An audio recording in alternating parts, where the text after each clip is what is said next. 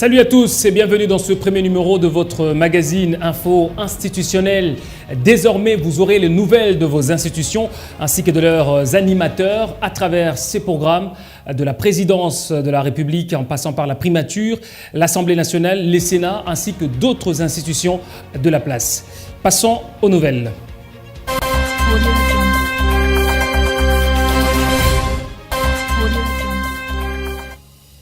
Alors, pour ce premier numéro, nous débutons par la présidence de la République. La semaine dernière, à la Cité de l'Union africaine, le chef de l'État, commandant suprême des forces armées de la République démocratique du Congo et de la police, a présidé une réunion du Conseil supérieur de la défense élargie. La question de la sécurité était évoquée, notamment dans la partie est de la RDC, frappée par l'agression rwandaise. Images et commentaires.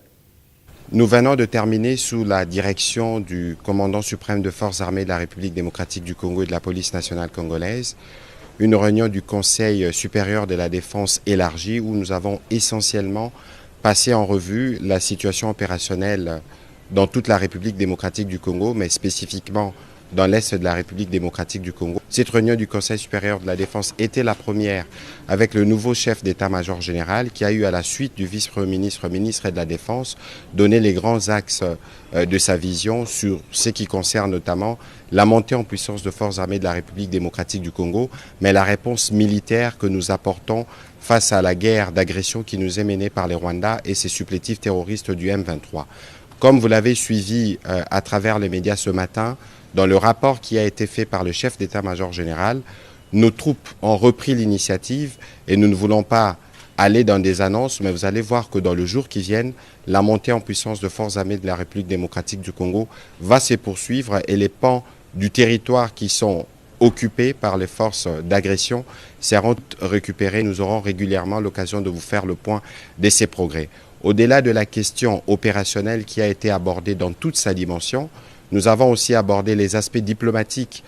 de ces questions où vous avez noté avec nous l'isolation de plus en plus constatée du Rwanda qui montre que ce n'est pas le pays qui veut la paix dans l'Est de la République démocratique du Congo. Et de ce point de vue, la ministre d'État, ministre des Affaires étrangères, a reçu des orientations précises sur ce qui doit être fait à ces niveaux. Dans le même esprit, les aspects judiciaires doivent se poursuivre parce que nous notons,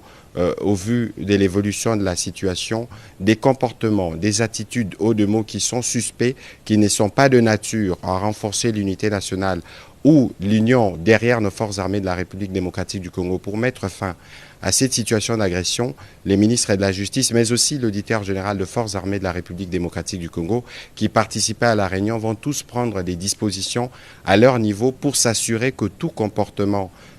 à caractère subversif qui ne rentre pas dans l'objectif premier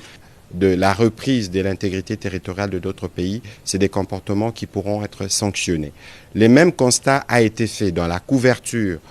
médiatique des événements dans l'Est de la République démocratique du Congo, comme nous avons eu à le relever à travers les mises en garde qui ont été faites. Nous voulons vous dire que des mesures seront prises dans les jours à venir contre tous les médias qui travailleraient dans le sens d'accompagner l'œuvre terroriste qui s'est faite en République démocratique du Congo. Pour l'impératif de la paix, il y a des mesures qui devront être prises absolument pour qu'on s'assure que tous les efforts nationaux qui sont faits pour restaurer la paix dans l'Est de la République démocratique du Congo puissent l'être. Nous avons évidemment eu l'occasion de passer en revue aussi d'autres questions d'importance capitale qui sont traitées au niveau de nos différents services pour nous rassurer que toutes les mesures sont prises pour que la paix soit restaurée, que la sécurité règne partout en République démocratique du Congo. Nous allons terminer évidemment par rappeler la mobilisation que le président de la République ne cesse de demander à tous les Congolais autour de forces armées de la République démocratique du Congo dont il a à nouveau loué la bravoure et les sacrifices.